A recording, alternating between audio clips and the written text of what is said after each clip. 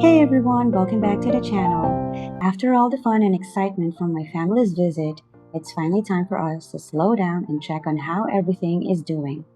We've been busy spending time with family, harvesting together, and making memories, so some areas of the farm haven't gotten as much attention lately.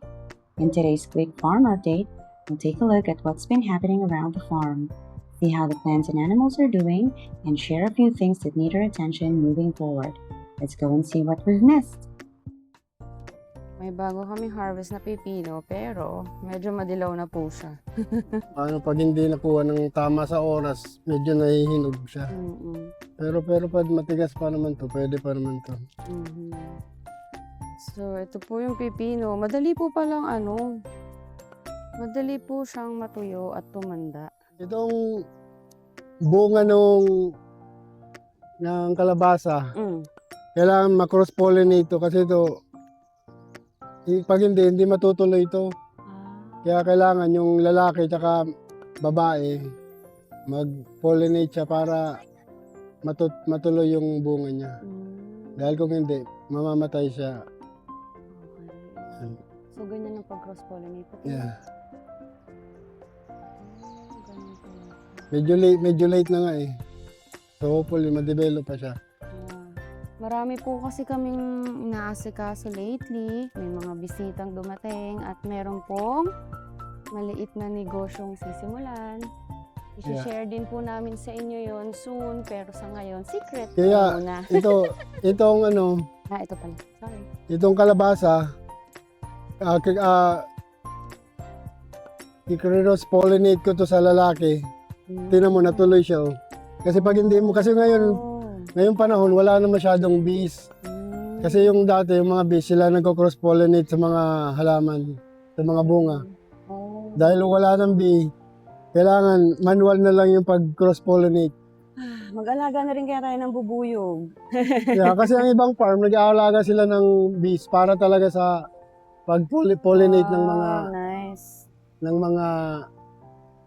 bunga. Tapos dito, meron namang mga lumalaki merong lumalaki na rin na mga pakwan. Ayan po. Yan. Yan yung maliit lang na Variety. Yeah. Ito nga po ang iniisip ko, paano tong dalawang to na nakalutang. Ayan siya. 1, 2. Makakaya naman siya. Kakayanin naman daw po. Tapos sabi ni dito, Habi. mas maganda kunin yung okra habang maliit pa sila. Kasi Ang sarap po talaga ng okra. Hindi naman po sa naglilift kami ng sariling bangko. Pero nung unang harvest namin, napaka-fresh po. Pag bata pa yung okra, yun ang masarap kunin. Tagas dito. Uy. Wala tayo nung Yan.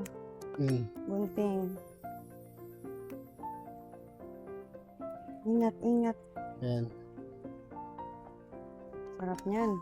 Itong variety na to, madaling pigtasin, pero itong medyo star.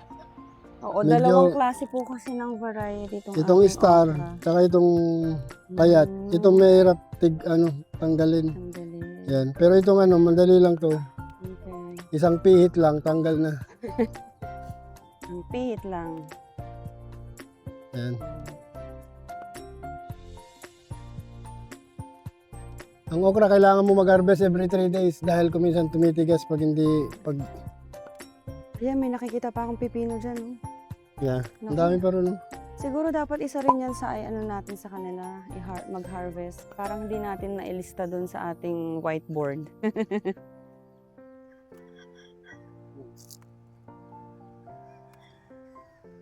Oh, ang dami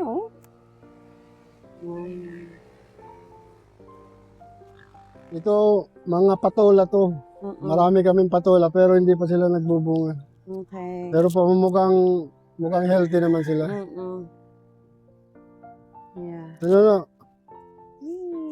Ha? Hello, Jason. Kamusta?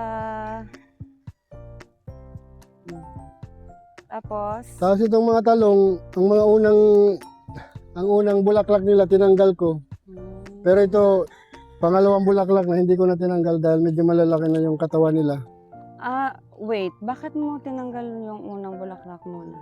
Para mag-concentrate muna sila magpalaki. Kasi pag, Parang yung sa pag pinabulaklak mo na sila na maliit, hindi Oo. na sila maglalaki. Kailangan palakihin mo muna yung katawan nila para Okay. mas marami silang maibunga. So parang ang yung sa kalamansi, ano? Oo. Parang isasacrifice mo muna yung mga bulaklak nila. Okay.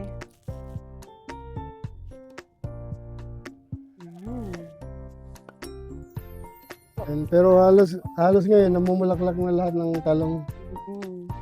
Susunod yan naman po ang i-feature namin sa aming pag-harvest. How about the ampalaya? What happened to our Yung ampalaya? palaya, may namumulaklak na pero maliliit Wala pa rin ang bunga nila. Okay. Tapos ayun po yung aming sitaw, mga sitaw. Grabe po yung unang harvest namin dito. Sobrang dami namin nakuha. Hindi pa nga po namin na lahat yun eh. May mga naiwan pa din. Yeah, Tapos nakailang harvest na rin since then. At eto po, meron ng panibagong harvest na ulit ngayon. Tapos tingnan niyo po kung gaano kalaki. Ito siguro pang binhi na to sa susunod, ano. kung kakainin mo lang, Pero masarap po talaga siya. As in, ang fresh po talaga ng mga gulay namin. Nung niluto po namin siya, simpleng luto lang. Nilagyan lang po namin ng giniling na baboy at iginisa. Ay, grabe po. Sobrang sarap. Iba po talaga kapag fresh. Ingat ka sa langgamot mo. dami langgam. Ay, medyo may trauma ako dyan sa mga langgam. Yeah. Ayun, ang laki pa niya. Like, inagat mo, mukha ko.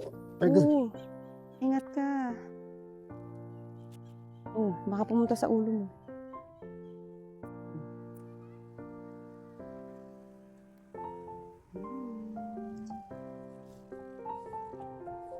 Medyo sa sobrang bigat po nung halaman, bumibigay yata itong aming ginawang ano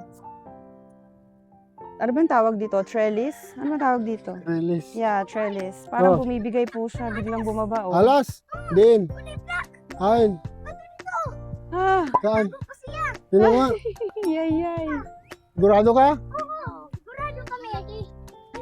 Kita ka daw na alas na. Mag-ingat kayo dyan, ha? Ayun, false alarm. Hindi po ahas yung nakita nila, kundi pili. Ano yan? Picture ang video yan. Inupukuran. Ano ibig sabihin nito? Nilalahian. Yung ba yun? Yun, first time ko pong makakita live. Hindi ko nga alam po pakita sa inyo ng matagal. Hindi ko Buti itong pato. napakalan Buti agad. mo naman pato. Ang dali lang. Ay, sus. Ay. Naglilimlim ba? Ay, oo nga. Naglilimlim na po ang aming pato. Yung pato, naglilimlim na. Tapos yung Galing. isa nangingitlog din doon. Ang galing. Wow. Yung naglilimlim. Ibig sabihin dadami na ang aming pato. Woohoo! Yung pinya, kamusta yung pinya?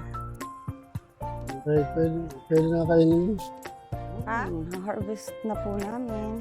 I-harvest na po namin ang pinya. Pwede na yan? Oh, wow. Sige. Mahanin mo na. Wow! Naku, sana matablis. Yan pa? Yan lang? Tingnan natin yung iba. Oo, meron. Alam ko doon meron pa. Here are our non-negotiables. We put this list together so that even when we're away, our caretakers can keep the farm running the way we would. Some of these may sound repetitive, but they're important reminders to help us maintain the standards we have for the farm. And when it comes to our animals, we are so grateful because all of them are doing well so far upon recording this. And we are going to see you again on our next video. Thank you, as always, for supporting our channel. Have a good day.